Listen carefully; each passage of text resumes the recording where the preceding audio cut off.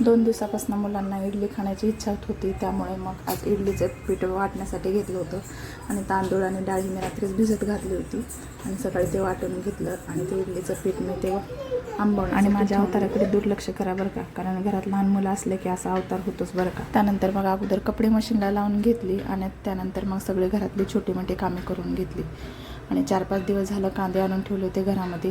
ते काय साफ करण्यासाठी वेळ भेटतच नव्हता, त्यामुळे मग आज वेळ काढून कांदे साफ करण्यासाठी घेतले, पूर्ण साफ करून घेतले आणि त्यासाठी मला ह्या छोट्या हातांची मदत लागली. त्यानंतर माझे सगळे घरातले कामे आवरून झाली होती आणि आता सध्या आंब्याचा सीझन चालू असल्यामुळे की नाही यूट्यूबवरती आंब्याच्या वेगवेगळ्या रेसिपी येतात.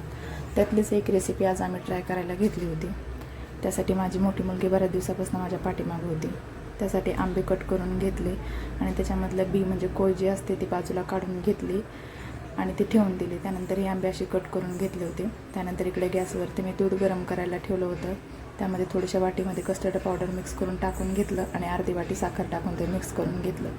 त्यानंतर मी कॅरेमल तयार करायला घेतलं. कॅरेमल तयार झालं की ते त्या दुधामध्ये टाकलं आणि त्याला एक उकळी फुटू दिली आणि ते थंड होण्यासाठी ठेवलं. थंड झालं की मग ते त्या आंब्यामध्ये ओतून दिलं आणि फ्रीझरमध्ये सेट करण्यासाठी ठेवलं होतं आणि एका माठामध्ये मी ते आईस्क्रीम बनवण्यासाठी पण ठेवलं होतं. त्यानंतर ही मस्त अशी आईस्क्रीम तयार झाली होती.